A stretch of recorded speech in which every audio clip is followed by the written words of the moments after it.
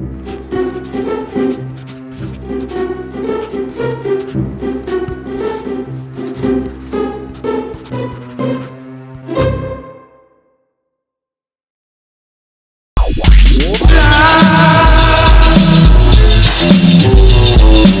guys, I'm Enrique and this is Enzyme Art TV.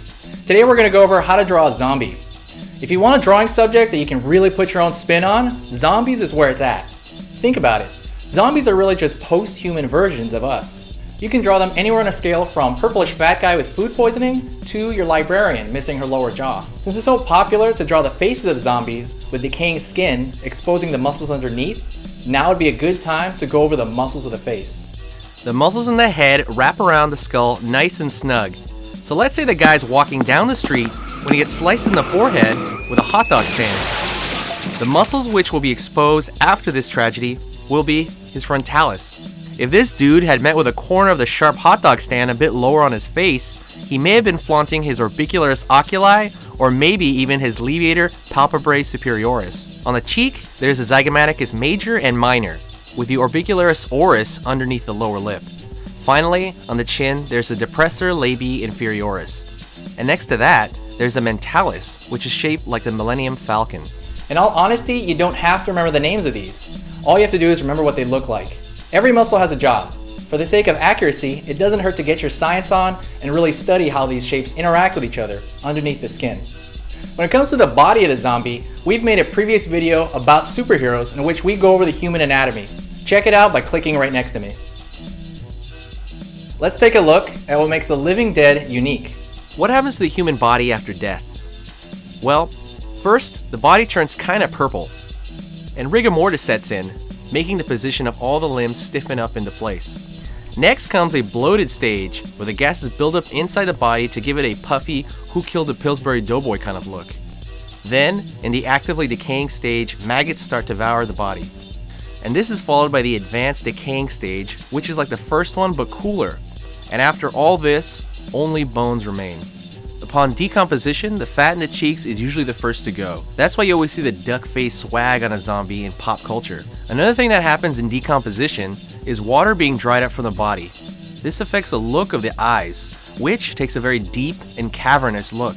This might be terrible news for those who want to illustrate their necro fantasies, but loose skin disappears as well.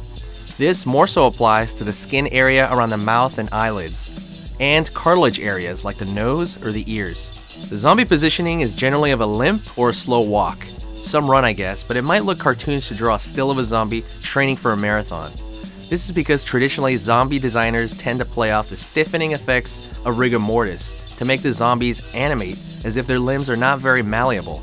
Another commonality besides the tensed up zombies is for the zombies to be extremely drooping, slow, and lax.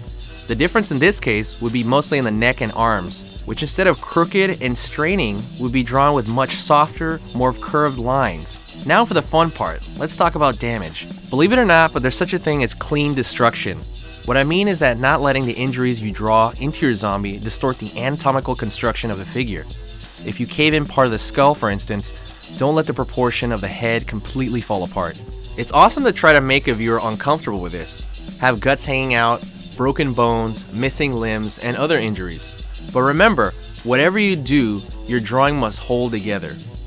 The viewer needs to be able to distinguish what's going on if you want the drawing to have the desired effect on them, which means that whatever damage inflicted must affect the body without mushing it up into chaos. My best advice for this would be to plan out the extent of the damage to your zombie and how each injury got there. Which brings me to my final point. Making a backstory for a zombie makes designing one much easier. Was he a farmer? Maybe he got stabbed with a pitchfork? Did he like Mexican food? Maybe he died in a tragic taco accident? The point is, being thorough in this category really does further the design of your drawing in a positive way. For my drawing, I'm imagining a traditional business dude in a suit. He used to take the subway to work, which was like a cesspool of germs, which exposed him to an airborne, horrible magic zombie virus. And post-transformation, he ate like, let's say, 1 or 2 people from his building. What would he look like? I'm gonna draw him from the shins upward to get a better look at him. I'll start with a framework to get a proportion down. Next, I'll find the angle of the spine, putting in these lines very lightly, so that I can erase them later on. The lines serve only as proportion finders so that everything is planned out to balance out evenly before I get into each individual part. I place a few shapes to find the head, rib cage, and pelvis. I find the positioning of the arms, and I will be doing a very loose pose for this demonstration. He will have very limited motor functions up until he attacks. I draw him with all his features as he is not very decomposed.